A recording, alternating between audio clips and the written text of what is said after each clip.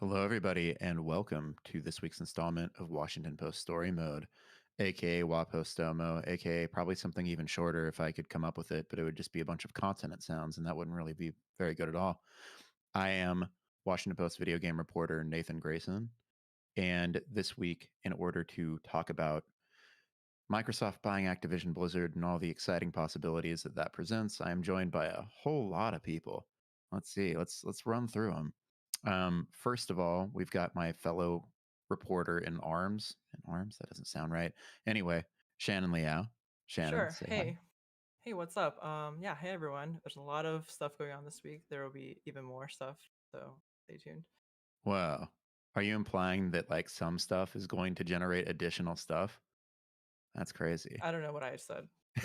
Maybe that. We are also joined by Jessica Gonzalez, who is a former Activision Blizzard worker. What are you doing now, Jess? Right now, I work in financial tech industry. I'm doing quality engineering. I'm a senior quality engineer, and I'm also helping with organizing ABK efforts. And I'm also the founder of A Better ABK. Excellent. And then lastly, we are joined by, and wait, I'm not going to try to do your last name. Any last name that's hard for me, I just don't try to do. So Gerrit.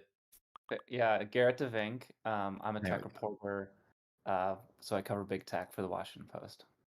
Yeah. And so Gerrit has also been involved in our efforts to cover this story as well. So yeah, just very quickly for the uninitiated, which I'm not sure how you could be, but just to be safe. This week, Microsoft announced that it intends to purchase Activision Blizzard, one of the biggest video game companies, creator of series like Warcraft, Diablo, StarCraft, Overwatch, Call of Duty, I mean, kind of everything, for $69 billion, which is a lot of money. More money than anyone has ever spent on a video game company by a large margin. The next biggest was Zynga, Take-Two buying Zynga like last week for 12 billion. This makes that look kind of like chump change. So I guess just to get started, and mainly I think this one might go to Shannon and Gerrit. What do you make of that? What do you make of that number being so immensely large, especially in the face of everything that's happened recently at Activision Blizzard that might have otherwise, driven its price down? Yeah, I mean Garrett might have thoughts here, but yeah, it's nearly $69 billion, an all cash deal. It's a huge one, and Activision Blizzard just like last week at the end of the week at market close was only valued around $65 per share, which would have been a much lower deal. This deal values it at $95 a share. So actually Activision Blizzard got a pretty sweet deal for Microsoft in getting acquired by them. For more than even the stock market was valuing the company. And then if you look at historically all the different like tech deals and acquisitions, it's never usually this big. This is one of the biggest ever. And it kind of speaks to, like you mentioned, all the different games that Activision Blizzard makes. Uh, going through all these different franchises, Call of Duty being one, World of Warcraft, and then also Candy Crush. And the future of gaming probably being partially mobile is also like something that Microsoft wants to invest in too. And I just those are just some points, but like there's probably more. And Garrett, I would like to hear what you have to Yeah, I say mean, too. it's kind of difficult to kind of wrap your head around because we're in this world of just silly large numbers. Like every day, like Tesla is worth like this, and Apple's worth like $3 trillion, which like 2 years ago, as tech reporters were like, will there ever be a $1 trillion company? And now we're like, yeah, there's like a few of them, and maybe there's a $3 trillion company. And because just the way that the bull market has been the last several years, valuations for companies have just gone up and up and up. So in a way, it makes sense that we were seeing bigger and bigger deals. But I was looking through kind of like a list of all the deals, like the biggest M&A, where one company buys another company, in the 20th century. And even if you adjust for inflation, this deal is something like the 25th or 26th biggest, corporate takeover ever. The only tech industry deal that's kind of comes close is when Dell bought EMC, which is huge provider of enterprise software and that kind of thing. And so really the only deals that have been bigger than this are pharma deals or huge telco entertainment deals when, say, Time Warner Cable goes out and buys another telco and that kind of thing. So, I think then you ask the question, okay, is it worth it? I think another important thing to remember is that, companies like Microsoft are worth so much money themselves that they can sort of conjure cash out of thin air, right? So they can just say, hey, we're going to take out debt, and everyone in the world wants to loan money to Microsoft because Microsoft is going to be really good for that debt. They're going to pay back on time. And so in a way, Microsoft being so valuable itself, the stock market saying Microsoft is worth over $2 trillion means that they can kind of go and do this thing. And even though this number is so big when you look at it in the context of history, for Microsoft, it's not like they're really, scraping, their seat cushions to find cash for this. They can even just issue new stock and say, hey, we're gonna sell our own stock to the public and raise more money that way. And so, that's kind of where this huge number comes from. But if you put aside all that stuff about like, should the stock market be valued this much? Should Microsoft be worth more than $2 trillion?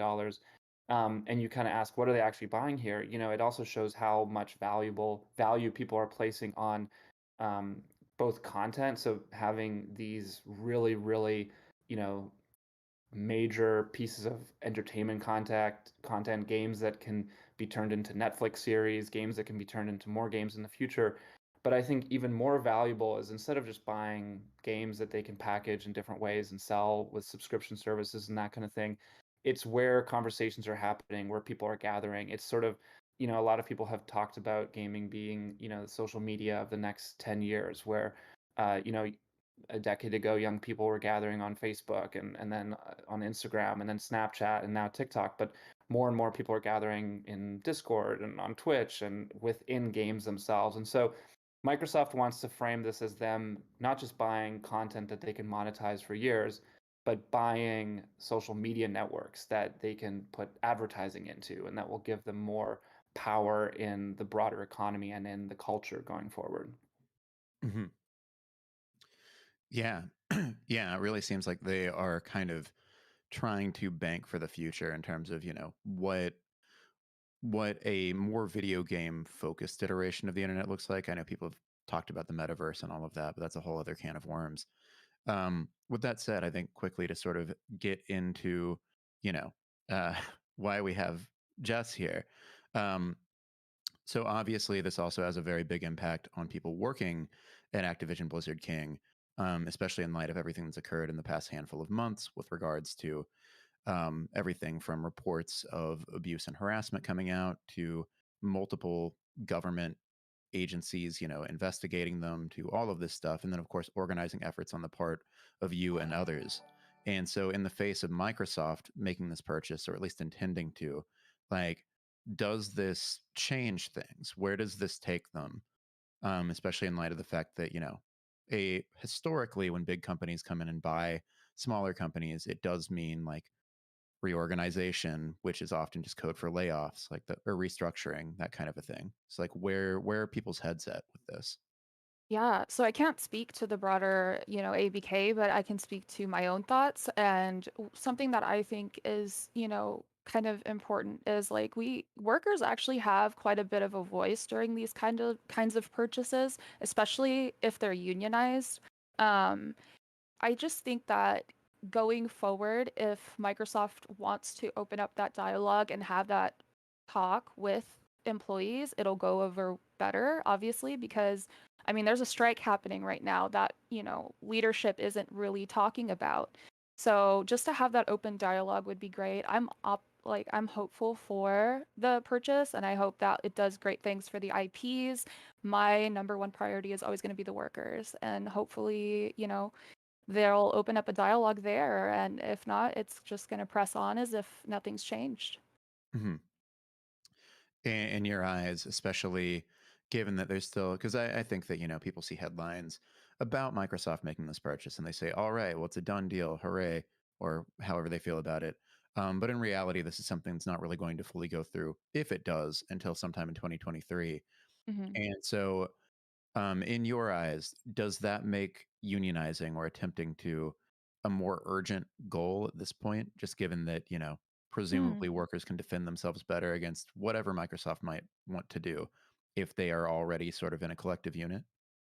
Yeah, I mean, I don't think it really stresses a time constraint. I think that the organizing efforts that are going on now, there's a huge sense of community. Everyone's looking out for each other. So I definitely think it's not like a rushed effort. I think that, you know, just having that worker representation is so important. Having those voices is so important. So going forward, in the 2 years it's going to take for this, I just hope that leadership is opening up the dialogue and we can just go from there. And yeah, like I said, nothing's changed. I'm actually hopeful for this because it seems like it could do some really good things for the IPs, and that's obviously very exciting.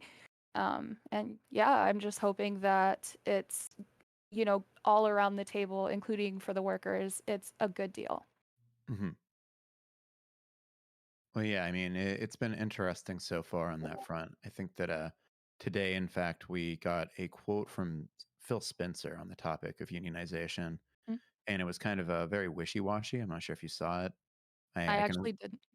Okay, so Phil Spencer, who is going to be the new head of this Microsoft gaming unit, um, upon talking about unionization, kind of was like, he said, I'm going to be honest. I don't have a lot of personal experience with unions. I've been at Microsoft for 33 years, so I'm not going to try to come across as an expert on this, but I'll say we'll be having conversations about what empowers them to do their best work, which, as you can imagine, in a creative industry is the most important thing for us. So, Not a bad response. I think yeah. it's definitely something that when you ask management about unions, they Mhm. tend to go with, here's what I think. And it kind of skirts the line of like, you're not allowed to persuade or do anything like to say don't unionize or unionize. It's just kind of like his own thoughts. And yeah, like he said, he's been at the company for a long time, and hopefully he is willing to open that dialogue with workers. And if it gets to the point where workers are stonewalled, I would hope that you know, things are done there. Especially for like the striking workers right now, like it just feels like they're being ignored, and it's unfortunate to see. So I'm just hoping, and Raven, oh my gosh, I'm just so inspired by them. They're just doing it, and I'm super excited that they're just continuing the strike and they're standing for their values. And I think that the rest of the industry should definitely look at them right now because they're super inspiring. Mhm. Well, yeah, that's kind of another thing I think that's worth touching on is the fact that there's this ongoing strike happening, which is unprecedented within the games industry. Um, and so, on one hand, you have that, and on the other hand, then you have this major thing occur. This kind of news that has eclipsed, I think, everything else in recent times. Um, and so, like, does that sort of take momentum from them, or does that give them more? Like, are people feeling kind of like, okay, yeah, this galvanizes us to work even harder to, continue to organize? Or are they like, oh, this sort of, now like Activision Blizzard has kind of a chance to turn focus away from the issues it's been dealing with to like, hey, look, we're, going to be part of this bigger company, and like, look at all the money that's involved, and, these more traditional things that Mhm. companies know how to spin like the back of their hand. I definitely feel like the purchase was, something that's like, hey, here's good press and here's a great thing that's going to happen. And I don't think it's changing organizing efforts. I think that, things are still going along just as planned. And it is a good thing in the long run for the IPs. But I think that, my main focus and Raven's main focus is that, workers are treated well, and it doesn't matter who owns the company. Workers need to be treated well, especially in a creative industry where you want people to be treated well so they make better products. So just continue to advocate for the worker, for each other. It's most important. Hmm. Well, yeah. So, Garrett, when we're talking about, kind of some of the things that have been happening at Activision Blizzard recently in terms of, uh, everything from the strike at Raven to the, various claims of harassment and abuse and things like that, how is this viewed in the tech world? Like, with regards to Activision Blizzard and like the wisdom of Microsoft making a purchase while Activision Blizzard has all this other stuff going on. Like, do people from the outside looking in say like, oh yeah, those are, you know, some pretty big red flags? Is there like a general awareness there of all of this, or like how is it sort Yeah, of I mean, perceived? I think it's been a big story generally, and I mean, I've been paying attention to it. I've been reading a lot about it. It's an important story just because of how culturally relevant and, you know, just business from a business perspective, you know, important this company is. I think, you know, a lot of people would be saying that, you know, the stock drop, which was associated a lot with those with the crisis going on at the company, and, you know, questions about whether the company's management, you know, when they knew about things, whether they cared, whether they approached these very serious problems with the right gravity, whether they had respect for women who work for them. You know, those are real questions, and I do think it did impact the stock price, although other things related to their business did as well. That was an opportunity for Microsoft to come in and buy this company, right? I mean, you know, this is the people who make these decisions at Microsoft. I mean, they are thinking about money before they're thinking about these issues, and it would not have dissuaded them from seeing an opportunity to buy this company, just because, you know, the company's leadership, you know, is under fire, and maybe hasn't been a good, you know, haven't been good leaders to their employees over the years. And so I think Microsoft, you know, I want to take them at their word when they say that this is something that they did their due diligence on, that they looked at Activision Blizzard's plan for fixing these problems before they made a decision to pull the trigger. But I wouldn't say that this is, you know, the number one topic on those internal boardroom discussions. You know, it is something that has been huge in the tech industry. I mean, you know, Activision Blizzard is not the first company to have these concerns. Microsoft itself, I mean, there have been recent reports and accusations against Bill Gates going back, you know, 15, 20 years. And, you know, accusations that the company and the board, you know, knew about those things, sort of asked Bill Gates to step aside, you know, several years ago, but did not go public with that necessarily. And, you know, Satya Nadella, the current CEO, who's sort of seen as this visionary business genius who has allowed Microsoft to, you know, become one of the top 5 companies despite sort of missing out on a lot of, you know, on mobile and on social media. You know, he was involved in those conversations as well. So I think it's to approach these kind of things cynically is probably the right way to think about it. And that at the end of the day, this is about business and about positioning themselves for the future. And they are, you know, they do take these things seriously. I mean, asking Bill Gates even several years ago to step aside because of these accusations show that at least they're aware of the optics of how these things might work and how it might affect their products, who's willing to work for them, who's willing to buy their products. But you know, it's not something that would make Microsoft kill the deal. If something, say something new were to come out, accusations that are even worse than what we've heard up to this point, um, I'm sure Microsoft would say we're very concerned about this, but they would go ahead with the deal. Right. Yeah, I think this like raises an interesting question too of like, you know, why when a lot of people, over 1,800 employees were at Activision Blizzard were calling for CEO Bobby Kotick to step down, and he still didn't resign, and the shareholders said they would, you know, actually not shareholders, the board of directors said they would support Bobby Kotick. He's actually, you know, known as something of a legend on Wall Street. People really respect him and really value his reputation for creating profit for shareholders. And even in the town hall today that he had with employees, he said, you know, he wakes up every day for 31 years trying to bring value to shareholders, and that's what he's thinking of every morning when he wakes up.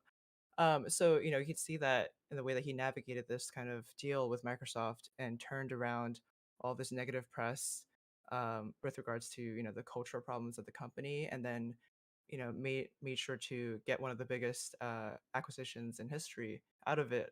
Is it's kind of speaks to that. And also, like Microsoft CEO, in the call with investors on Tuesday, he talked first about the metaverse, and then finally talked about, you know, like many points later, he talked about, yeah, there's like Activision culture problems, and we've like made sure to address those before making this deal. So it didn't come up as like the first thing to bring up in a speech, but rather than that, it was much later on that he had to finally tell investors, yeah, there we also looked into this. Don't worry, it's fine.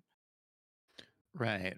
Well, I mean, that also just makes sense in terms of, you know, they don't want this to look like a panic buy or a panic sell or anything like that. Like if they started out addressing all the concerns, then it would be like people would draw that line immediately, even if it wasn't stated explicitly. They'd just be like, ah, I see the motivation here. Whereas they've got to, paint this as like, no, this is actually like the best thing that could happen to everyone involved. And it's, highly premeditated, blah, blah, blah. But yeah, I mean, speaking of that, the fireside chat, I believe is what it was called. Yes. Yeah. So like that seems pretty illustrative of all of this today, right? Because it was just Bobby talking about like his dedication to the company. Did he even address any of the other things? Right. So the context for this is we have an article published today. Just Activision Blizzard CEO Bobby Kotick gave a fireside chat with his employees of the company, an all hands meeting. There was no fireside pictured in the chat. It's just him and Chief People Officer Julie Hodges, and then the two of them talking. And Julie said she passed on questions that she had read from employees. She mainly asked him about, like what's the future of this company, and he talked about the metaverse again. And the most like tough question she posed to him was, what's going to happen when the deal with Microsoft closes? Are you going to step down? And he said, I think you can find the quote there, but approximately what he said was, he loves this company and he wants to stay on as much as he He, can for as long as yeah, he can. he talked specifically about how the only thing he loves more than the company is his children. Yeah. But I mean, of course, that's CEOs can say things and then still depart after not very long. Which I think is the other thing that people are very interested in at the moment is this broader looming question of is Kotick going to leave when this deal closes, which again won't happen until 2023, or is he going to stay around? And it seems like reports from the Wall Street Journal are suggesting the former, that when it closes or sometime thereabouts, he's going to depart the company in some capacity, or at least I would assume his current position, and then that will be the whole unit will be headed up by Phil Spencer. Oh, go ahead. Yeah, I'd be really curious to get Jess's perspective on all this. Like when the news came out that Kotick was going to stay on, like what he initially wrote in the email was like, uh, "The deal is closing by June 2023. I want to stay on." And then, of course, those reports came out that maybe he won't be able to stay on. And of course, today he was very vague with his wording. So I'm just kind of curious what you think about all of this, Jess. Yeah, so I will say, like, I think Bobby is very focused on image, and I think that, you know, this is a deal that's gonna be happening for the next 2 years, and I think he just wanted to put that main focus on the deal itself. And I know that like myself and a lot of former and current employees are, wanting him to step down just for all of the, things that happened while he was head of the company for so long. I think that, the initial response was he's going to be available as needed. I think that's what something that I've read was he said he was going to be available as needed. And then it kind of delved into, well, he might leave once the deal closes. And I don't know that he would want to report to anybody, especially, running Activision for so long, for over 30 years. I don't know that he would want to report to Phil. But I mean, it sounds like they have a pretty good working relationship, so who knows? But I think having Phil, someone who is a gamer, who plays games, being in control of IPs is super huge, and I think it's a good thing. Mm-hmm. Yeah, yeah. Well, I mean, and for those tuning in, we are going to have a second segment a little while from now today, where we kind of dig into the things that could be triggered in Kotick's contract if he does leave. So that's worth sticking around for. Um, but yeah, in the meantime, I mean, like I've seen, I think people talk, because one of the things that sort of Bobby himself brought up in interviews around this, that definitely raised some eyebrows this week is he was talking about his motivations for the sale. I think this was in an interview with GamesBeat, and he basically said like, oh yeah, it's in part because we were having issues like shipping some games and stuff like that. That's why like our stock was down or whatever. And then some other people at Blizzard kind of countered that, saying like, yeah, because like you interfered. um can you speak to having witnessed anything like that in your time at the company, Jess? Yeah, so I've worked at Activision, Treyarch, and Blizzard. I will say, like, Blizzard has been the most inclusive and, listening, because I work in quality assurance, so most inclusive of QA in the process and things like that. Having Activision, which is more of a publisher led, it seems like there's like a removal there between, like the day-to-day things that go on and then the higher level decisions. So I just think that, Bobby sees numbers and he wants things out quick and he wants things out, to drive up the shareholder value, right? And Blizzard is very much like polish. We want things to be good when we put them out. We want them to be fully polished. We want them to be like it's very consumer focused. Like we want the consumer to enjoy the product. And I think there's a disconnect there, or maybe a little bit of, out of touchness. I don't know how else to say that, but um, I definitely feel for the Diablo and Overwatch developers. I'm assuming, hearing that the one of the motivators for the sale was, developer delays. That's kind of like throwing your developers under the bus, a little bit. And that was frustrating for me to see because, they work hard and it's unfortunate. It's Mhm. almost like he doesn't want to acknowledge the broader issue and wants to just specify on numbers and delays and things like that. Right, right. Trying to paint things as business as usual, even though they're Yeah, very much not. Which I mean, right, of course, benefits him because he's the person at the heart of the storm of how things are not right. business as usual. Yeah. Yeah. Let's see. There are some people asking questions in chat that I briefly want to touch on just before they disappear beneath more chat. Um, so Roller asked, and I think there's been some discussion about this, but nothing firm. What will this acquisition mean for Activision Blizzard's esports products? With Kotick leaving and Microsoft coming in, are products like the Overwatch League on the chopping block? Correct me if I'm wrong, but the speculation seems to suggest that yeah, they could be. Yeah, Shannon, if you want to speak to that at all. Yeah, so I mean, I think we are actively working on answering that question in our coverage soon to come. So you can kind of also stay tuned for that. But basically, I think the entire business is, I won't say on the chopping block, but when Microsoft acquires Activision Blizzard, they can reconsider anything, any part of that business. So I don't think you can take any part of it and say that that has to be there. Maybe you can assume that the most profitable franchises, like I mentioned, World of Warcraft and Call of Duty and Candy Crush will continue on, and obviously that might be one of the part of the appeal of acquiring a company like this. But you can't really assume that esports, which has always been unprofitable for a lot of different companies in that industry, is safe, because that would be a big assumption. And you can kind of like go back to like Epic Games saying that Fortnite is not profitable as an esport in 2019, and you can also look at Riot saying that League of Legends is not profitable as an esports. And like those are some of like the splashiest tournaments you've ever seen. And if they can't make money, then how can Overwatch League, which has like declining, which had like much fewer views compared to League or Dota, kind of hope to stay on and not be reconsidered at least.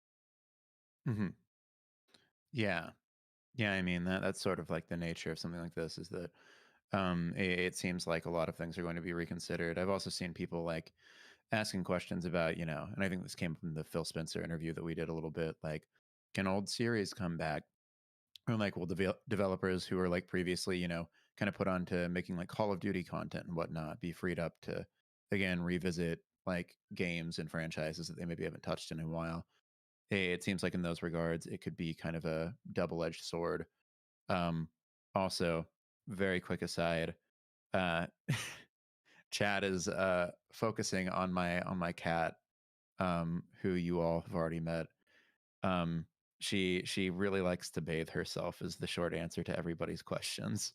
She has a lot of fur, meaning it requires a lot of maintenance. Just so you know, it's very important. Yeah. Um, I think to your point, like Bobby Kotick in the meeting today mentioned that he would be so excited to see Guitar Hero come back. mhm, And he also mentioned Skylanders and a couple of other names when he was talking in the all hands, and he was like, we'll get a different version of the metaverse that's not like Neil Stephenson's Snow Crash. We'll have mhm, people talking to each other. So I think those were things he threw out there. Obviously, we don't know if he's going to be the CEO after the deal closes, so it's not necessarily the case that everything he imagined will happen. mhm. But you can kind of see like those are the kinds of things he's excited about that he would want to see. Mhm. Yeah, I Yeah, think it really all depends on like Microsoft's vision, what they want to do going forward. I've actually lived through an acquisition. I was working at a Fox game studio when Disney bought Fox, and their vision at the time was very much compete with Netflix. So Hmm. they didn't want a game studio, you know what I mean? So it's just kind of, it really depends on the vision of this purchase. And it sounds like, you know, whatever the broader scope of what they're trying to do, and we can't really know what that means for a restructure right now. Mhm. Yeah. I mean, speaking of the broader vision of things, like, again, I think as Garrett kind of alluded to earlier, a lot of it is about gaining more content.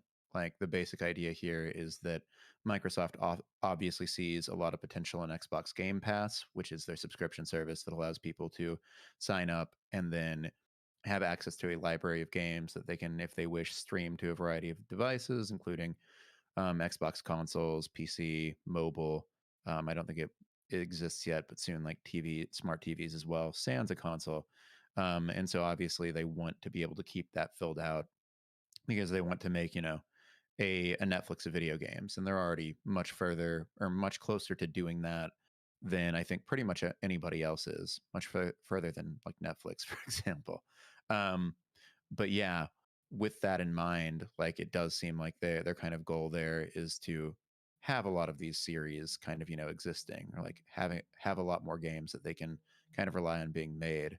Um, but I mean, that said, like again, Garrett kind of coming from the tech world and covering the moves that a lot of companies are making in this kind of sphere, like it, for one, is that an accurate read? Are there like companies that you see kind of jostling for sort of doing what Netflix and other streaming services have done to TV to games?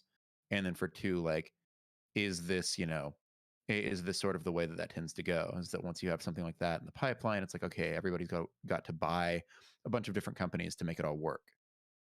Yeah, I mean, I think like in terms of Kotick saying like, well, Crash Bandicoot is coming back. I mean, I think he's sort of speaking to fans and developers. Like he's trying to say, hey, this is a good thing because your favorite characters, your favorite IPs are going to have new life and new money. And that might be true. I think that's kind of him just sort of strategically, trying to bring people along with this deal and encourage people that this is good for gaming and for gamers. But yeah, I mean, I think there's kind of, there is the core, like, does, having more IPs does enable Microsoft to have, a better Netflix-like subscription service, if you're paying $30 a month for as many games as you want and, maybe going out to new audiences and getting new people into gaming that way, maybe having a lower barrier of entry.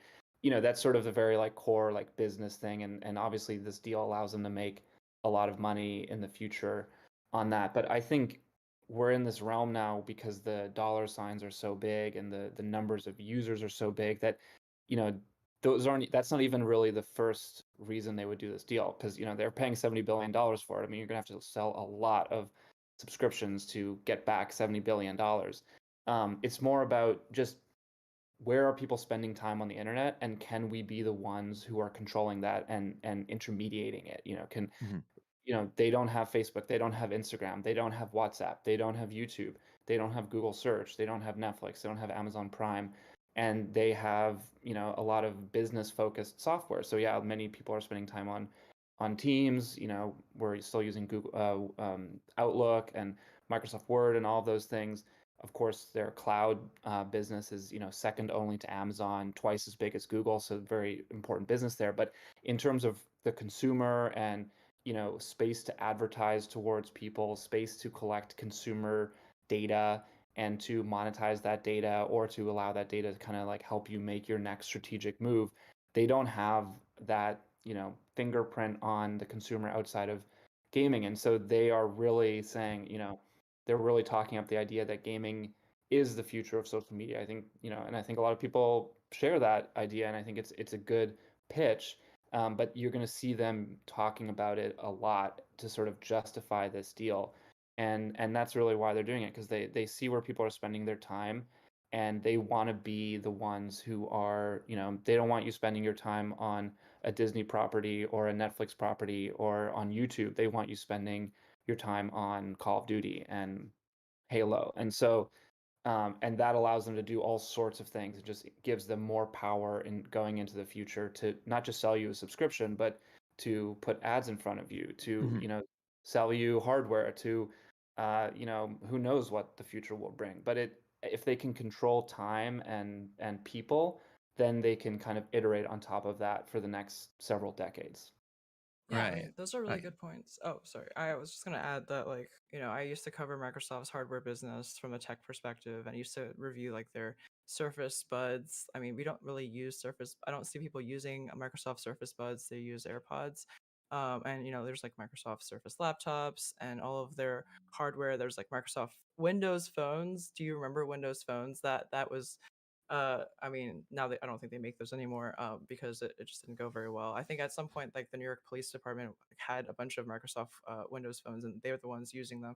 But yeah, so just like their corporate hardware, it's like schools are using those, like tablets, and maybe some companies are, but the average consumer, I don't think they first think of, I have to get a Windows phone, a Windows tablet, and a Windows laptop.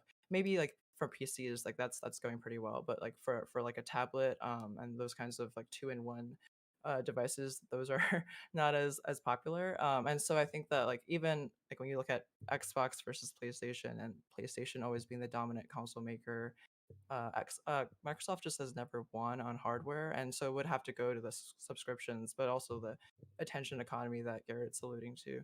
And I'll let you go now. Sorry. But, I was just going to say that, like, yeah, that's so much of, I think everything at this point is that it's not just a matter of like winning in specific areas. It's about creating the biggest ecosystem possible and having it be the most pervasive. I mean, like, I was thinking about this just last night while like ordering food on Postmates and getting bombarded with ads for Uber, and vice versa. Like, you call a car and they're like, how about you arrange dinner too?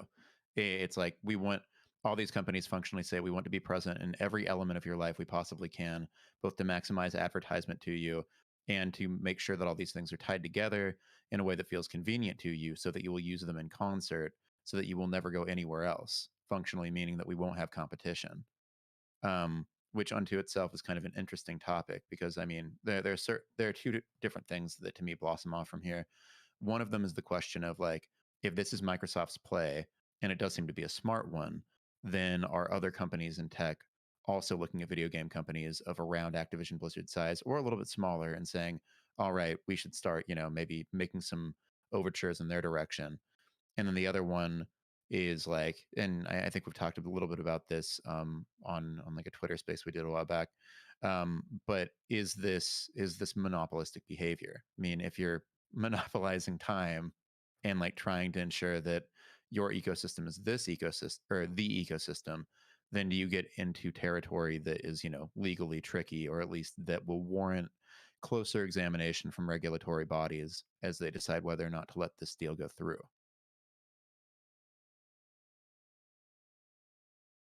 Yeah, I think I mean the antitrust question is an interesting one. Obviously, it's kind of one of the biggest topics in the tech world these days, and that's also where some of that narrative of Microsoft won't just be competing with Sony; they'll be competing with Google, with Netflix, with Amazon, because they have an interest in making it feel like competition is much stricter than or more intense than it really is, and that don't limit it to just the video game market. This is about time and attention, and I think that's true, but it is also a bit of a self-serving narrative when it goes to them having to go argue in front of governments that um, the industries that they're in are still very competitive. And if you get to the point where you only have two companies owning every single video game studio, like are we really going to get the best games we can? Are we really going to, are salaries in the industry for developers actually going to be as high as they should be if there were many different players? And so there are definitely important antitrust questions here, and I do think that they will be, it will be a long process. It's not just going to fly through.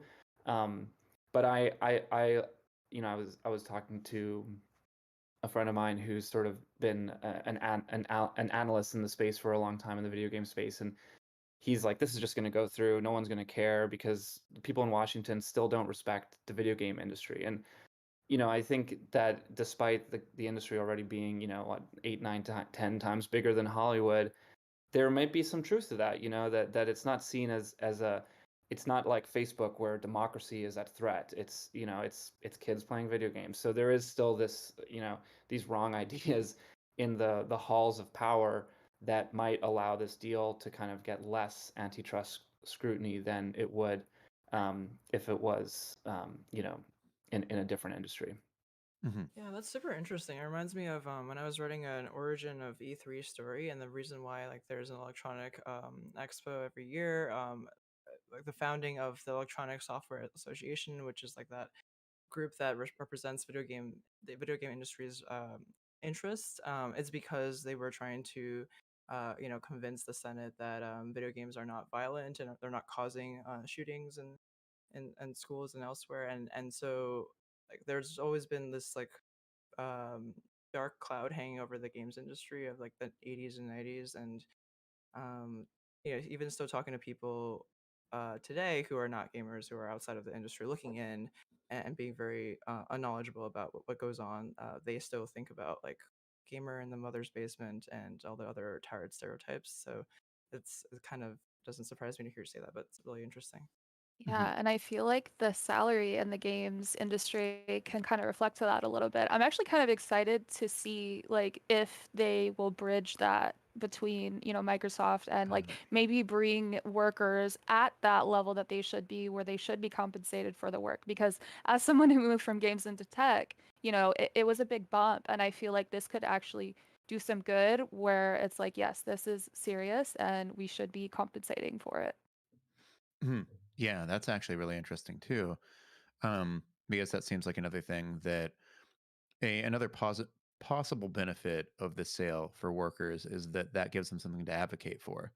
They can kind of more directly say like, look, other people who do comparable jobs to us in this part of the company are making more. Like, what is the reason we're not making that kind of money? Exactly. I'd love to see a big spreadsheet of everyone's salary once they merge. Fingers Yeah. crossed. Yeah. Well, and that's also interesting because it's just like, you know, I think that any time that organization efforts have something concrete they can point to, it makes their case much stronger and more compelling. Um, and yeah, I mean, I also think that like in terms of doing things like that, there is kind of, despite the lack of actual unions still, or despite a relatively small number of them, there does seem to be like a longer lineage of that, or not a longer lineage, but a more pervasive one in tech. Like there have been workers at some of the bigger tech companies who have shared information like that, and who have kind of, like made efforts in that direction. So do you think, both Jess and Gerrit, do you think that Activision Blizzard employees will be in good company in that regard, kind of in the tech industry? Feel like it's kind of a mixed bag Mhm. with unionization, just because in the US it's such a like taboo word.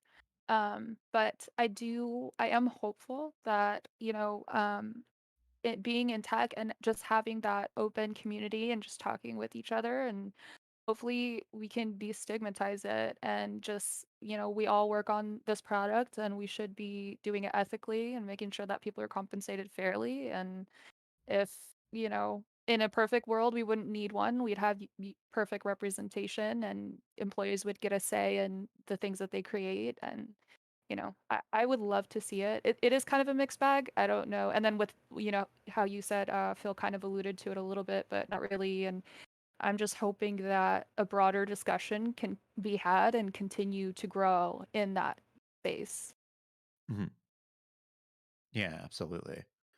Um, well, yeah, and I mean, like, kind of to go back to a question I asked earlier. Um, so now that we've had this happen, and this is obviously, the thing that everybody in games and tech and all of these sectors are talking about, do we think there is a chance that other companies start looking at, say, like the Ubisofts of the world and saying, like, yeah, maybe we should buy that. Maybe now is the time for us to also dip our toes in here, given that this is one of the many paths forward that the internet and the attention economy could take. I think that's very likely. I mean, I think it was much easier for Microsoft because it does have a pedigree in gaming. I mean, it is a gaming company and has been for a long time, and so they know this business, they can, let Activision Blizzard do its own thing, or they can slowly integrate it, and it's not going to be something where, whereas if Google were to buy this company, it would be like, Google, do they know what they're doing in gaming? Like, do they have any gamers in their executive section, like, or are they just kind of doing it because it's the fad and they feel like they should? And so, and I do think Microsoft has been more willing to pull the trigger on large acquisitions in general. I mean, Google, despite also being in the same position where they can go out and buy anything that they want, they haven't done that. Even when you saw Stadia, they announced that they hired a few very well respected people. I think they did end up buying one or two medium-sized studios, but they didn't do anything of this scale. They sort of it looked more like a experiment or a research project than a real entry into video games in a serious way. And not to completely count them out because they're very smart and they have all the money in the world, but they haven't really made much of a splash or an impact. People don't really think that much about Google, and I think Apple as well, which they have also talked a lot about gaming. Google and Apple also control, arguably the most important video game platforms in the world on mobile through the app stores. And so it's not like they don't touch this world at all, but they've both, they're not getting involved in it in the same way that it seems Microsoft is.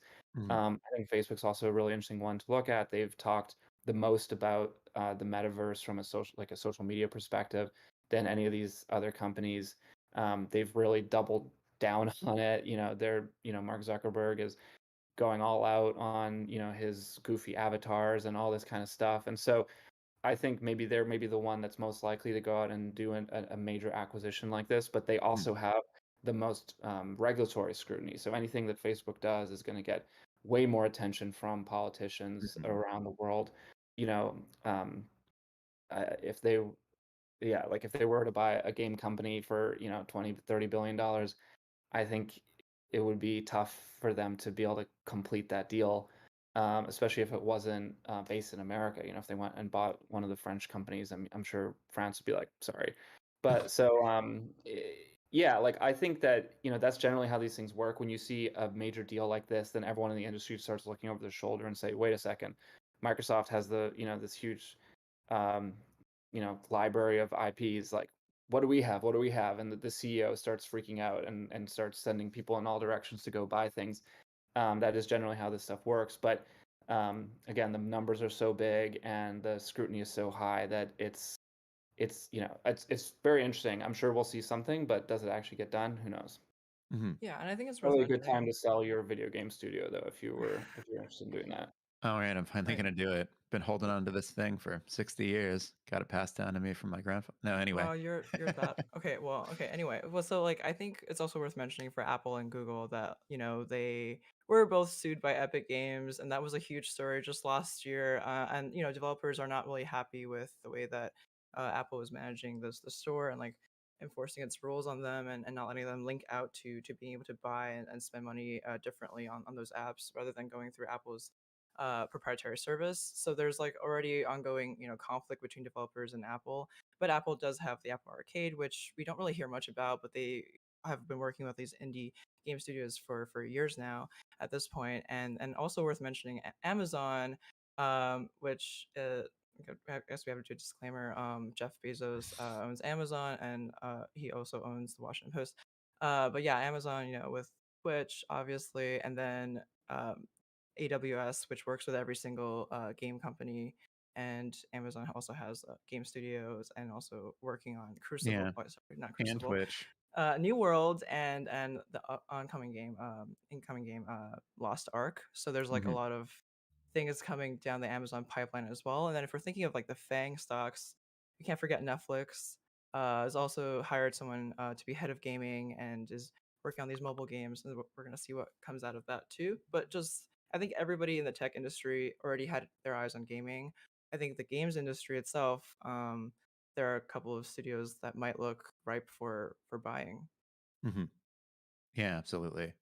No, and that's a very good point about all these different ways that these companies are interfacing with games. It's not just like buy development studio, have development studio make video games. It can be a lot more complicated than that. Because in chat, people have been asking like, why isn't Apple involved in games? And it's like, oh, but they are. Apple is making an ungodly amount of money off of games because of the App Store, and because of the sheer amount of control they exert over it. And then he has people in chat are pointing out Apple Arcade is also a thing now, which again is a subscription service, and an interesting one. It's one that like you don't see the kind of games press talk a lot about, but they're like some really really good games that are only on Arcade or that released first there. And like I'd be curious to know how successful that platform has been. I'm guessing Apple's approach to it is just like we run this for a while, we increase the value of it, and then we really like make a push on it. um Yeah, I actually covered it when it launched and before mhm, it launched, and so like I know all kinds of things about Apple Arcade. I know that they paid for each of these games, so they right. pay the indie developers all the costs up front, so they don't have to, kind of fund their own game. In terms of like how the revenue splits are, Apple has never said anything, and every developer is like, I can't tell you, under NDA. So I don't actually know either, and they don't know how well their game is doing.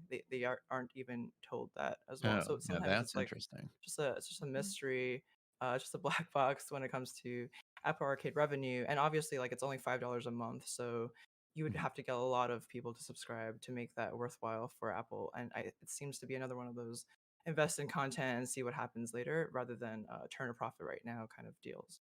mhm. Yeah. But anyway, there's that, and then there's like all of these other different approaches to like being in the video game world, and so I'm guessing that will only um, increase with time, given the way that the winds are kind of blowing. All of that said, I think we're getting close to the top of the hour, and I know that some people have to duck at that point. So, any parting thoughts, any final things that you'd like to share with regards to just everything that's going on right now? I'm like thinking, I'm pretty much, I said so much already, but the thing I'm most excited for is like, I hope that the games industry can catch up to tech in regards to compensation. That's like the thing that I'm going to be advocating for a lot. And yeah, just keep working on, worker representation and see where it goes. Yeah, I think I mean that's a really important point, and I think this core of Activision Blizzard employees that will now be going into Microsoft, they can they will be the ones sort of fighting that fight for the rest of the industry. But I just think for anyone who works in games or is a gamer, I mean, this deal just shows that this was already true. It's been true for years, but that gaming is kind of like it's at the top of culture. Like it is so important to the most powerful and wealthy people in the world. These companies are the highest valued entities outside of governments in history. There's never been corporations that have been this big and powerful and with this many resources at their disposal. And one of them has chosen to unload that on video games, right? So yeah, if you work in the space, if you're interested in it, if you're passionate about it, I mean, it just shows like how valuable the people who run the world consider this space to be, right? So, and that's just going to keep getting more and more important. Mhm. You got anything, Shannon?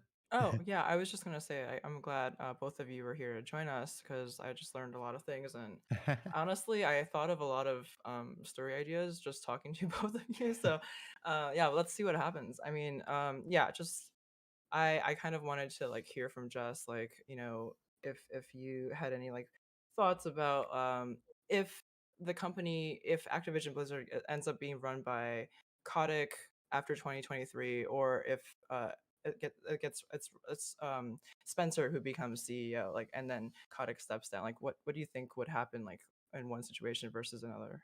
Mm, That's a tough question. I mean, I think I share a common sentiment with some of the employees at Activision Blizzard, where we just feel that Kotick, had a long time to run the company, and a lot of things have happened. And confidence is low, in him remaining CEO. And hopefully, we're hoping, well, I'm hoping, that Phil can really have that relationship with workers. And it just, with Kotick being CEO and ignoring workers and just kind of like minimizing issues and things like that, or trying to like make them go away versus addressing and being accountable. I think that, I would like him to lead responsibly, and I haven't seen that quite yet. So, my view is he needs to retire. That's just my view on that, where it's just like let someone who's passionate about games, have that connection with the workers who are also passionate about games, and then, churn out great products from there. Hmm. Yeah, absolutely. Yeah. Okay, cool. Well said. Thank you. I'm gonna leave Thanks. now because I have to go. But everyone else, who has to go? I mean, everyone else tuning in, just stay tuned because Stick there's more. around. Yeah. Yeah, we're going to do another segment after this that, especially if you're interested in, I guess, the fate of Bobby Kotick will probably interest you. Okay. Thank you Cool. for having me. Yeah, Thanks, of guys. course. It was amazing having both of Bye. you. Yep. Bye. All right. Now it's just me for the moment, though I think we're about to get somebody else in here. Oh, there we go. We got Brandon. Oh my God, your background is so fancy. Your whole setup looks great. All right. So, everybody, for the second segment today, what we're going to do is something a little bit different. I just thought this could be kind of an interesting exercise, especially in light of all of the recent events surrounding Activision Blizzard. So, I'm joined by Brandon Huffman, who is a lawyer specializing in sort of. Can you quickly give us a rundown of kind of what you do at Odin? Sure. So I have a law firm called Odin Law and Media. The law firm, broadly speaking, serves as outside general counsel for companies in the video game and sort of related spaces. So we represent game companies, but also streamers, YouTubers, esports players, and software developers that are non-games, as well as games adjacent things like simulation companies that don't really make games but make similar stuff. And we, like I said, outside general counsel. So, we tend to do a lot of corporate and IP work. Some of that involves executive compensation from time to time, but Mhm. it's mainly focused on the corporate and IP work. Right, right. Um, but yeah, so I decided to bring Brandon on because basically there's been kind of a lot of talk of a portion of Bobby Kotick's contract stipulating what might happen if he was either terminated or ended up leaving for various other reasons. And so I've seen that go around on Twitter everywhere, and people obviously are very interested in this, especially right now, given that there are reports suggesting that Kotick might be out when the buyout completes, meaning that these elements of his contract could, in some way, shape, or form, trigger. And the the big reason that this is so interesting to people is that if Kotick were to leave, at least under these conditions, he'd stand to make quite a lot of money, a kind of ridiculous amount compared to, off the top of my head, any number I've ever seen in my life. Um, so I'm interested to know, though, like, obviously these contracts are highly specific and are drawn up by people who put a lot of thought into this in order to make sure that companies and individuals maximize the amount of money they can make. So I just wanted to ask you a few questions, Brandon, about sort of how these function and how one like this could function in a situation like this. Um, to begin, though, I do want to couch things a little bit, and you can do this better than I can. But basically, when we were talking online, you mentioned that there could also be a separate exit deal that they struck. And so, could you just kind of go into that a little bit briefly? Sure. So, when you're dealing with executives that make millions and millions of dollars, you don't go into that with a normal sort of employee offer letter, right? You go into that with a much more robust contract. And in that contract, there will be provisions around what happens if there is a termination or an exit prior to the anticipated end of that contract. Hmm. Uh, if there is an early end and one party is looking at potential litigation and the other party is looking at potential litigation, sometimes rather than go through that process, people will just agree to disagree and sign a paper that says, this is the new deal, you're walking away. Hmm. So it's possible to have what you might call like a negotiated exit. I don't know that the incentive is particularly high for Bobby Kotick to do that in this case, but it is possible, right? Hmm. Right, right. So yeah, with that out of the way, I think that this is more useful to look at not necessarily is it like an ironclad understanding of what will happen to Bobby Kotick if he leaves, but instead like kind of just how executive compensation works. Because I think that there, even before all of this started happening, there's been a lot of scrutiny specifically on the amount of money Bobby Kotick makes compared to other video game CEOs and even like other CEOs in general. There was enough such that last year, I believe it was last year, maybe the year before, it all runs together at this point. There was outcry from a group of shareholders about it. And like I think in the wake of COVID, Kotick ended up cutting his own salary as a sort of gesture in that direction. It didn't really change much because he gets a lot of pay on stock and stuff like that. But in any case, so yeah, like the the to begin, like this kind of executive compensation, this kind of a contract with these sorts of things built in. Is this a fairly common thing among high level executives like Kotick? Yeah, absolutely. Even in companies that are much, much smaller than an Activision Blizzard, executives who take big risks when they join companies. Kotick, not a great example of that because he's been there for such a long time. But a lot of executives, when they come into a company, they're taking a big risk. They're usually leaving another job that pays a significant amount in order to take a new job that pays a significant amount. And anytime you do something like that, there's some risk, right? So there's always a negotiation around not just the pay rate, but a lot of the legal terms around what happens that can trigger a termination, right? Hmm.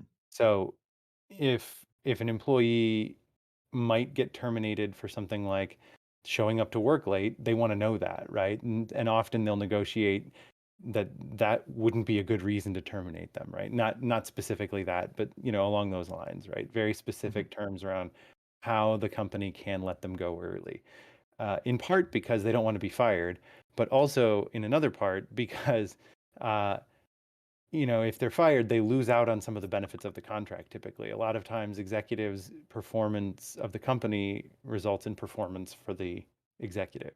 So if the Hmm. company does well, the executive does better. Um, Right. yeah. And this presumably is the kind of equity awards portion of the contract. Sure. So I know that we've got this table up, and I think maybe Hmm. we should contextualize this table a little bit. Hmm.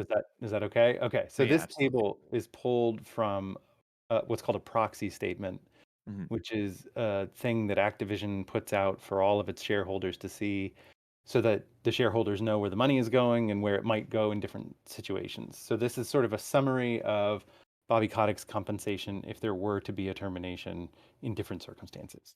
Hmm.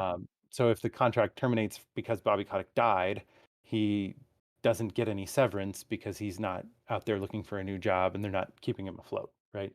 Hmm. Um, so, but this table, I think, does a pretty good job laying out the different types of compensation a person might get and the different circumstances which might affect getting those types of compensation.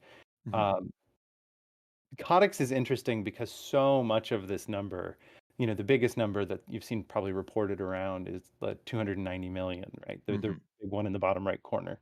Yep. But the um, but that number, 270 million of that is from equity awards. And so those equity awards, if he's terminated without cause, will vest sooner than they would if he just stayed and kept working out his contract. And that's what that Hmm. is really trying to capture. It's also noteworthy that in the footnotes to this table, they say that that is based on a share price of the end of last year. And the share price, even with today's bump, is actually down from when it was last year. So that Hmm. number, that 290 million is not going to be 290 million. We don't know what it will be, but it won't be 290 million. Mm. Gotcha. Gotcha. It'll still be a ton of money, like more money, as you said earlier, than I will make in my lifetime. But Hmm. Yeah, but it will be different, is your point. correct. Yeah, And as to how it will be different, that remains to be seen because you never know what stocks might do. that's right. Um, but yeah, so I mean, like to sort of begin, because I think again, it's important to tackle terminology here, right? Like you have a lot of things that seem self-explanatory, but they aren't always. So I mean, like if we're talking specifically, we have this one that's like termination by Activision Blizzard for cause. In that case, what does for cause mean? So for cause might have, generally acceptable understood definitions, but very specifically, that's the kind of thing that any executive at this level is going to have a lawyer when they're negotiating this contract going in. And the cause definition is going to be heavily, heavily, heavily negotiated. And actually, I pulled this up because thankfully, as a public company, Activision has to put a lot of this stuff out into the world so we can actually see exactly what cause means in his contract. But it's kind of things that you definitely expect it to be. It's things like, hey, if the company cuts your pay without your involvement, that's good reason. So yeah, we'll get to good reason soon, I'm sure. But so it's stuff like if you plead guilty to fraud against the company can fire you, right? The company is not going to keep you around if you're embezzling money from the company. Or if you materially breach your obligations to the company under the agreement. So if you are CEO of Activision, but you're off and you're moonlighting as the consultant to Sony to help Sony build out IPs that compete with Activision can fire you for that. But it's not things like, what's not included in the definition here are things like foster a culture of potential broiness that really ruins a company and that sort of stuff, right? That is not captured by the definition of cause. Right. Which unto itself is like, so that's interesting, right? Because I think that a lot of people have looked at this, and especially in light of the calls for him to leave immediately, kind of after the Microsoft deal was announced, people said, well, yeah, just like get him on that. Why can't the company just push him out now? Because they have what would appear to be cause to get rid of him. I mean, like what could be more cause than, all of these allegations, investigations, multiple government bodies, both federal and state level involved. Like, why is that not just built into a contract like this? Why wouldn't it be? So if you're advising the executive, right? If I'm the lawyer for Bobby Kotick, which I'm definitely not, right? But if I were a lawyer for an executive negotiating an agreement like that, I would say that the reason we don't put something like that in is that despite the executive's best efforts to the contrary, something like that could still happen. That's not necessarily the executive's failure. You can always say the buck stops at the top as a counterpoint, but the executive is going to be able to negotiate similar pay at a different company. And so if you want that executive, you're not going to ask for a term like that, right? You're not going to insist on it. And part of that might be that culturally companies should start doing that, but they just don't right now. And it would have to be a tide swing. It couldn't be, one contract is not going to start that. Right, of course. Because as you're saying, even if that contract was hypothetically offered, an executive might be like, well, then I'm not going to take those terms. I'm going somewhere else. Correct. I'm not going to be responsible for what the underlings do to each other, right? Wonderful. Yeah. But yeah, so okay. Like, so then additional kind of terminology stuff. So then when does it cross the line into without cause? And then also, why is that bundled kind of in the same column as or termination by employee for good reason? Why are those things comparable? Yeah. So if you're firing someone, you're yanking as many benefits from them as you can. If you're firing them because you've got, a good reason to do it, this cause definition, you're yanking as many benefits from them as you can. If you're firing someone without one of those enumerated reasons under the contract, that's what's called not for cause. It's just any termination by the company that is not one of the for cause terminations is a not for cause termination. So with a not for cause termination, the employee has presumably done nothing wrong, or at least nothing rising to the level of the agreed upon definition of cause. And so the employee doesn't accept punishment under the contract for that termination. So usually what that means is they'll negotiate things like severance pay. If you're going to fire me, I'm going to get paid for a certain period of time or a certain amount of money so that I can go out and find the next job. Often they'll negotiate things like continuation of healthcare benefits or something along those lines.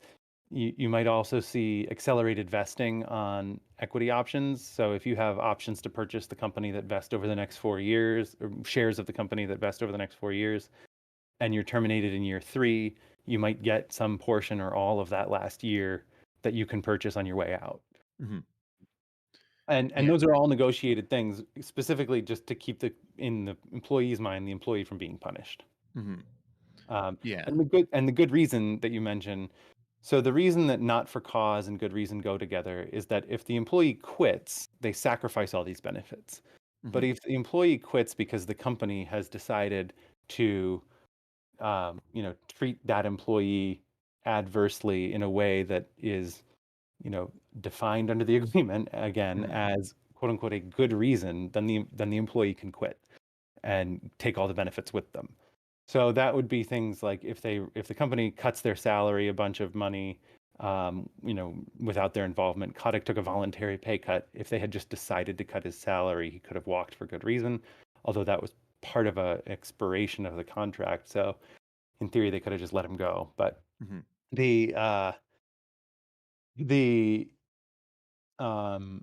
other good reason examples might be, I'm looking at his agreement specifically, if they didn't put him on the board of directors, for example. He was under his contract, he was going to be on the board of directors as well as being CEO, which is very common.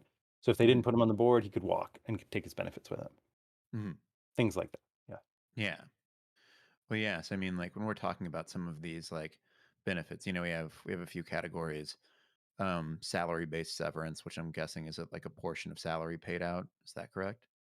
Yeah. So in his case, it's a multiple of salary, Mm-hmm. not a portion of salary. But yes, that it's Mm-hmm. salary-based compensation. Okay. And then lump sum bonus-based severance. What is that? So that would be often you have in an executive agreement a bonus that is based on different performance metrics. Bobby Kotick's had a couple of different bonuses, but if he is terminated under these different circumstances, he gets a portion or all of that would have been bonus for that period. Yeah. And then benefits continuation, I'm assuming, is just benefits. Yeah, and it's interesting because you see the jump from 29,000 to 264,000 between death and disability. So I was looking at the agreement actually to figure out what that is, and the difference I think is mostly attributable to continued retirement contributions, which they don't make if he dies, but they do make if any of the other things happen. Right, that makes sense. Don't really need retirement if you're you are dead. dead. Yeah. And so then we have the last category, which we talked about a little bit, but impact on equity awards, which I'm guessing is referring to the perceived amount of impact that he's had on the company's equity, and then the share or the stocks that would vest in that particular case. So yeah, so it doesn't really have anything to do with his personal contributions. It's more about the share price at the time that these events happen versus the share price that he has options to purchase at. So he has options to purchase at what I would assume, because he's been there for 30 years, I would guess he's got some options at some pretty low strike prices. And so the delta between the price when he was awarded the option and the price of the shares now is all upside for him. And if they accelerate vesting in any of these events, then he can exercise those at a lower price and get that benefit essentially. So I mean, in kind of, I think that a question that is probably like, this is going to be like talk to me like I'm 5 or whatever sort of thing, but just for the benefit of a general audience, why is this number so god darn high? Yeah, so if you think about it, the company is apparently worth $69 billion, right? So if the company is worth $69 billion and Bobby Kotick has options to purchase at 300 million, even a very small percentage of it at lower than market rate, that's why that number is so big, right? And Bobby Kotick would argue, and I'm not saying I agree with this, but he would argue that he's been there for 30 years and he's created all that value, and therefore he should get a piece of it, right? And what's not reflected here, because it has nothing to do with his termination, is the number of shares that he just outright owns already. He is very likely to get a much, much bigger payday from the sale of the company than he is from any of these things. Right. Because he is let's see, what is he? In terms of shareholders, I think he's fairly high. Like He doesn't have like a majority or anything like that, but I know that he's like a pretty big shareholder, relatively speaking. Yeah, as one of the longest employees at the company, I would anticipate that he would have, a decent chunk of equity, even Mhm. if even at 2%, right? Of $70 billion is a lot of money, right? Yeah, here we can actually find this out. I think how much of Activision Blizzard does Bobby Kotick own? Let's see if Google can. Oh, hey, here's something. Here's an article actually about what he stands. Activision CEO stands to reap nearly 400 million in Microsoft deal. I think that's referring potentially to this table that we're talking through. I think he's going to make more than that off of his actual Mhm. shares of equity. Let's see. No, here we go. Kotick holds nearly 4.1 million shares of Activision Blizzard, which would be worth 388.9 million Oh, there you at go. the acquisition price to which Microsoft agreed, and could still reap millions more from long-term stock incentives that the Activision board controversially bestowed on him last year. There you go. Yeah. And interestingly, I think it's also worth noting that his current contract expires in 2023, Hmm. and the deal, despite being announced now, won't close until 2023. Hmm. So it's entirely possible that he won't get any of these termination benefits because he won't be terminated Hmm. under the contract. He'll vest in all of those things. He'll earn whatever bonuses he earns under the existing agreement. And then at the end of it, maybe the negotiated next agreement is no agreement, right? Hmm. It's entirely possible. Yeah. So he's gonna get a ton of money either way, but he Hmm. might not get a ton of money by being fired. Right. Of course. Well, yeah. I mean, that's sort of the thing, right? And you, I think, alluded to this in conversations we had previously. But I mean, in terms of sort of the benefit to the company, like their best move would just be to let the contract run out, right? It's hard to say, right? Hmm. Because they're a publicly traded company. So on the one hand, if they terminate him early, they're likely to go into litigation over whether they were allowed to, and then maybe they just pay out all these things and then they're allowed to, but maybe they fight over that. Regardless, it doesn't send a good signal to shareholders to fire your CEO. It Hmm. makes it look like you are admitting that you've been doing something wrong for a long time. Hmm. And maybe you should admit that, but maybe you shouldn't, right? Hmm. But I think the board has made the decision that economically it's better for them to ride out another year or two of his contract. They extended it a year, or 2 years, a year and a half, something like that last year. So think at that point they made the decision that it was better to ride it out with him at the helm. And presumably even at that time they were figuring out what's the exit strategy here, right? How do we save face? And now we know that they've decided the exit strategy is a sale to a much bigger company. And here we are. Hmm. Yeah. Yeah. Let's see. By the way, I'm currently looking at the extension that they filed. Let's see. It was extended to March 31st, 2023. And then Right. yeah, as you pointed out, um, nothing about the portion that we were just examining seems to have really changed as a result of that. They just extended it. Yeah, so a little bit of it would have changed because his base salary got reduced, but that's all Mm. reflected in that table. Those Mhm. numbers would have been slightly higher in 2021 than they are now. Right. But even then, those aren't the salary numbers aren't even remotely the majority of No. this. So it would have been a slight decrease as opposed to something that would markedly change the bottom line. Um, Yeah, that's right. yeah. But okay, so then let's touch on this last column, which is also the one with the biggest potential takeaway. Termination by Activision Blizzard without cause, or termination by employee for good reason following a change of control. So I think probably a lot of people on the internet are looking at this one because they see the phrase following a change of control. Um, would this actually, in reality, have anything to do with, what is going to happen or what could happen in 2023? Or is that just, some terminology that's throwing people a little bit? So if his contract is renewed Hmm. and the deal closes and then he's terminated after the deal closes, and I think the contract term is 6 months, so within 6 months of that, Hmm. then he gets a little bit of extra bonus, right? He gets a Okay. little bit extra under the agreement than he Hmm. would have but for that. they actually did eliminate in that amendment, they did eliminate a bonus for what they called a transformative transaction award that had a very complicated metric for how he would have gotten an additional bonus. And I haven't really like tried to figure out, and I don't know that I could because I don't know their numbers that well, but Mhm. it seems like he may have gotten, had they not changed that 2021 agreement, it seems like he may have gotten an additional bonus from this exit that he's not getting now. Yeah, wait a minute. I think I know of an article that talks a little bit about that. Or maybe let's see. I remember when, because I think that award was eliminated as part of kind of Activision Blizzard, taking into account shareholder concerns about how Yeah, they Bobby actually Kotick was put it making. in the proxy statement to say like, hey, we've heard you. Here's what we're doing about it, and that was one of the things that they Yeah, changed.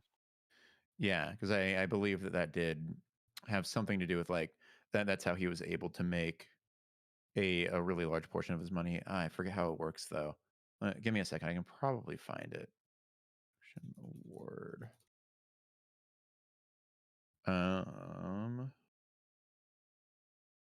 Let's see.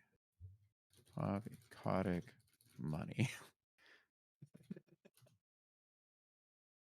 Here we go. I think this is the one that I was thinking about. Oh, hey, I wrote it. Wow. Man, time flies, and then you forget things. It's really funny. Let's see. I feel like, oh yeah, never mind. There was also the I think a big part of it was the shareholder value creation incentive. Yeah, exactly. Yeah. Which is that, yeah, a provision in Kotick's contract that allows him to collect an enormous incentive bonus if Activision stock stays above a certain point for 90 days. So yeah, Yeah, and so that basically. doesn't apply to future grants now, but it Mhm. does still apply to the past stuff. Okay, got it. Because yeah, I think the way that kind of all of this was set up is that it would sort of compound on itself. Yeah. Okay. Let's see. Activision. Yeah, and I I'm think at that refreshing. point, the press around this, like the company line press, not the reporting, Right. but the Right. press from the company was, well, we shifted more of his we reduced his base and shifted more to incentive-based compensation, right? Mm, Which tying it to shareholder value and all that is great, but if you know you're going to exit, then you're still aligning your values as the CEO with, mhm.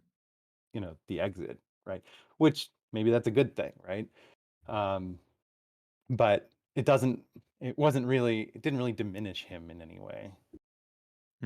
Right. Right. Yeah. I mean, nothing like this ever.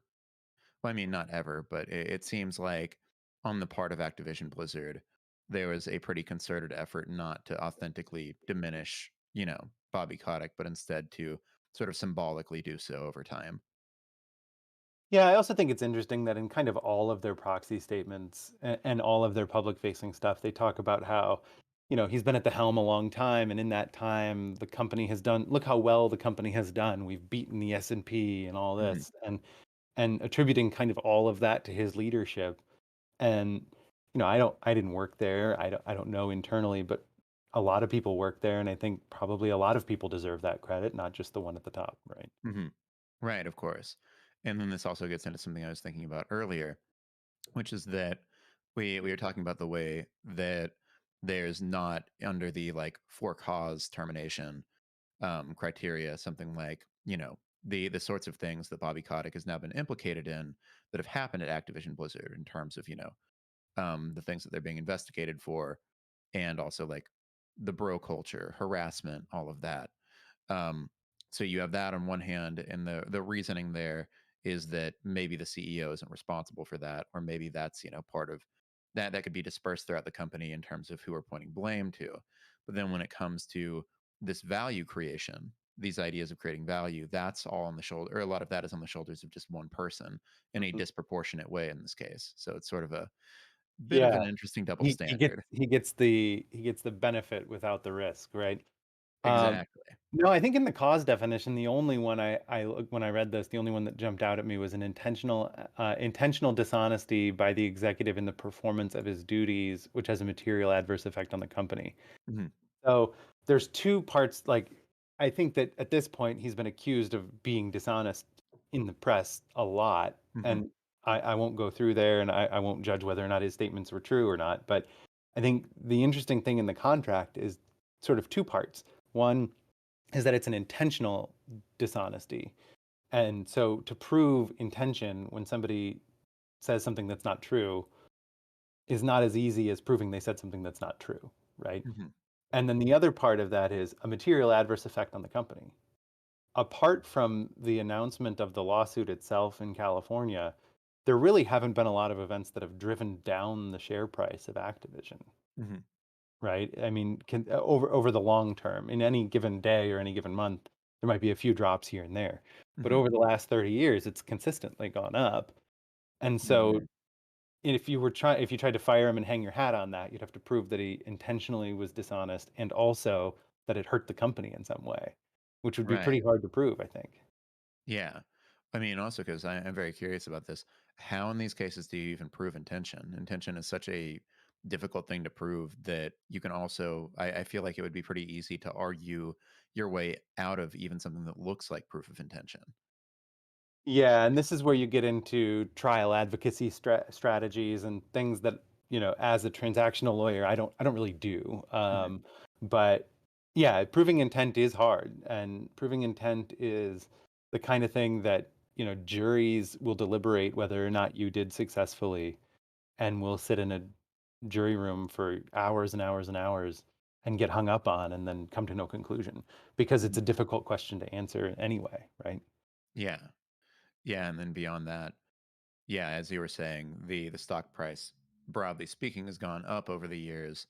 And so kind of taking this one moment, this snapshot, and saying, well, look, he made it go down is, it's probably something verging on a fool's errand. Yeah, probably. It's not Yeah. worth the millions you'd spend on litigation. That's Mhm. probably true. Yeah. Yeah. So I mean, like that even that part of the contract, which you said is, interesting. Like, is it actually a useful clause, or is it just there to sort of like make sure that some bases are covered? To say like, look, we have something in here that deals with this. Well, I think if there was something where he did not do this, right? But if he came out and he said in a public statement, Activision Blizzard sold X number of things, or Activision Blizzard did this one thing, and then the share price, changed as a result, and then he came out and said, "Oh, sorry, actually, I lied about that, right? That wasn't Mm, accurate." And then through his emails or something, he was proven to have said to a colleague, "Oh, I'll just fib," right? mm, So it's a limited scope of circumstances where you could very easily prove intent, where he admits intent in writing to someone else beforehand, something mhm. like that. But so there's a limited scope where this would apply, but it could apply, right? Okay. Yeah. Well, let's see. With all of that said, we've made it pretty much through this whole little table that gets passed around frequently. But is there anything that you would like to add, or any other observations that you have about both this table and then also the portions of the contract that have been made public that you've looked through?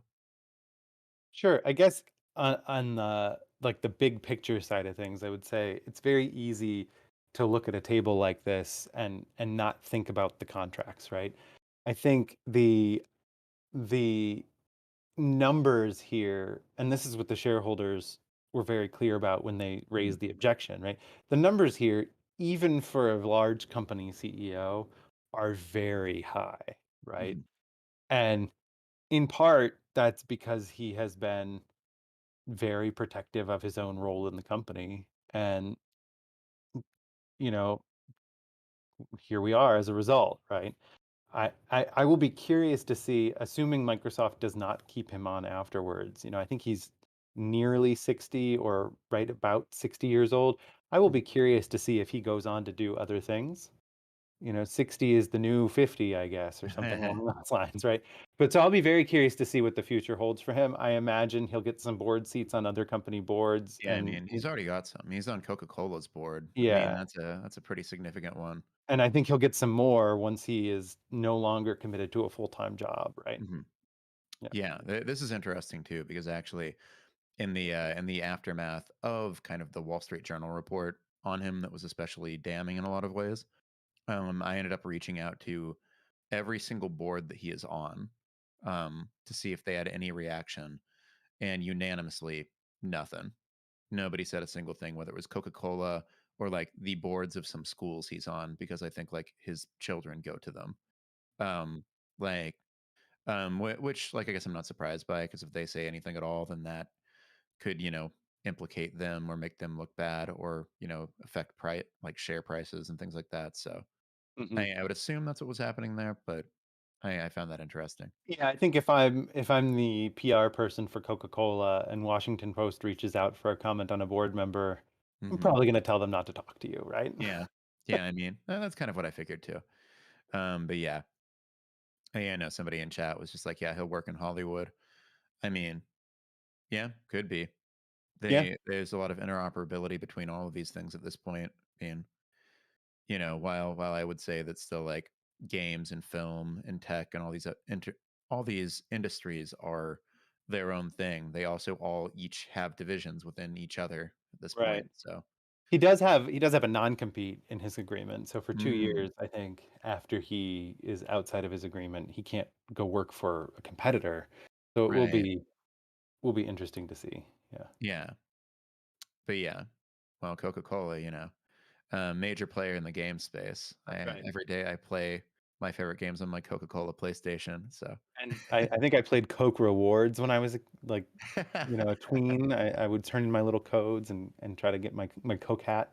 Actually, I think I have a Coke hat right here, so that's fun. wow. That's And random. oh yeah, by the way, everyone, this stream is sponsored by Coca-Cola.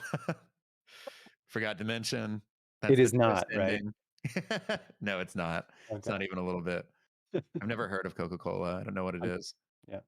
Um, but yeah. Well, anyway, with all of that said, yeah, thank you for coming on the show and going through all of this. I think it was extremely fascinating. I know I learned a lot. Well, yeah, I'm happy to do it. I appreciate the invitation and anytime. Yeah. Yeah, totally. Well, then, yeah, next time that we have a dense contract to go through, which knowing how games work these days will probably happen at some point, I'll make sure to bring you back on. Yeah, as long as I don't represent one of the parties on that agreement, I'm happy to do it. Yeah. Okay, fair. Okay, well, yeah. In the meantime, I will talk to you later. Sounds good. Thanks. Hmm. All right. Well, oh yeah, I see everybody making Moneyball references in chat, and I appreciate them. Um, but yeah, so normally at this point in the stream, we'd go to another segment where I kind of break down some more of the news of the week. Um, but there hasn't really been that much. I mean, if we're talking video games, it has mostly just been Activision Blizzard, Microsoft. I published a story on some stuff pertaining to Twitch and DMCA's and the TV industry, if we want to talk Hollywood. But it's been otherwise a pretty quiet week. So I think I'm mostly going to wrap things up. If you want to read my Twitch story, you should. Um, but the basics of it are rooted in a lot of things that happened kind of last week. So hard to say it's super current, which is a bummer. But there was a holiday weekend, and then all this Activision stuff's happened. So it ran later than I would have liked, but here we are. If you want some very basic takeaways from it, that may not be information that was previously out there with regards to this. Oh yeah, by the way, the short version being that Twitch streamers have been courting the ire of the television industry by streaming TV shows and stuff like that. But yeah, basic takeaways that maybe aren't out there for the general public, or that I managed to get, is just that doing that has made some advertisers on Twitch start to get cold feet, which is a thing that has frequently gotten Twitch to act in the past. That include that happened with the hot tub meta, which was a whole other thing that I could get into, but it's just a lot. Anyway, companies that are like scrutinizing Twitch now and trying to decide if they should, take further action, or yell at Twitch or what have you, include Viacom, Fox, the History Channel, which is owned by Hearst and Disney, and WB, which are a lot of major players, kind of most of them, if you think about the way that media conglomerates work these days. But none of them have really taken any like definitive action against the platform yet. And then the other side of this is that a lot of streamers, in reaction to the few DMCAs that have been filed against various streamers for broadcasting televised content, they're worried about the idea of Twitch basically creating a clone of YouTube's content ID system, which is the system they use to automatically identify copyrighted content and zap it. And that means that it's really hard and really dangerous to use any sort of copyrighted content on that platform. And so Twitch streamers are worried about an equivalent, but based on everything that I've heard from people that I've talked to, no one is aware of plans for such a system on Twitch. Twitch is a very different platform at the end of the day, specializes in live content.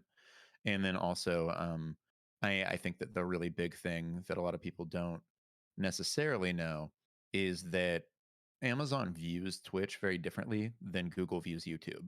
When Google decided to make Content ID for YouTube, that was a play for the future. They decided to sink millions of dollars, almost 100 million, I think, into a system for a platform that still wasn't making the money yet. With the idea being that they wanted to turn it into, a pillar of their company, and they did. But the thing about Amazon is it's a very different company than Google. Amazon makes a lot of their money on the web services they provide, and then a de facto store where people make individual transactions, that sort of a thing. Google, by comparison, mostly makes money off of ads. And so for Twitch, like it's kind of a mismatch with Amazon because Twitch makes most of its money off ads. But what that means is that the focus is different. I'm not sure if Amazon looks at Twitch and says, "Hey, I'm gonna, we're going to put all of this money and effort into building this platform out into something massively bigger than it is." I think that Twitch's mainstream, or not even mainstream, but like recent success and kind of mainstream attention has been something that maybe it wasn't unexpected, but like it's not something where they're like, "Yeah, we've got to, really build on this and turn it into our next big thing." Anyway, I just wanted to flag that because that was something that I worked a lot on and that I think is a good and worthwhile story about the state of a major platform. But I mean, yeah, otherwise, it's almost wild how much Activision Blizzard news has dominated just everything this week. I mean, it's mainly just been that and the ramifications of that, understandably, because it is the biggest thing to happen in video games this year, easily. And I would say, without a doubt, one of the biggest things to happen in video games ever. I mean, there's not really like a point of comparison, right? So yeah, with all that said, I think that I am now going to bow out for the day because that's pretty much everything that there is to talk about that has occurred this week. But I did want to say thank you to everybody who tuned in. I think we had a pretty like decent, consistent crowd today, and you guys were very active in chat, which I really appreciate. As ever, that's awesome. Do that every time that you watch our show because it makes it way more interesting. It's way more that we can play off of, and bounce back and forth, and questions we can ask our guests, and all that stuff. So that's always wonderful. In the meantime, we do this show every Thursday at 4 p.m. Eastern. And then we also do another show that's like just a gameplay stream, hangout sort of thing every Friday at 4 p.m. Eastern. Make sure to tune in for both of those. If you would like to be alerted to them, obviously, like, comment, subscribe, all that good stuff. Turn on your notifications so you know when we go live. You know how YouTube works. You've been on it. But anyway, just had to do that part. So once again, thank you everybody for tuning in. And I will see you next week. Bye.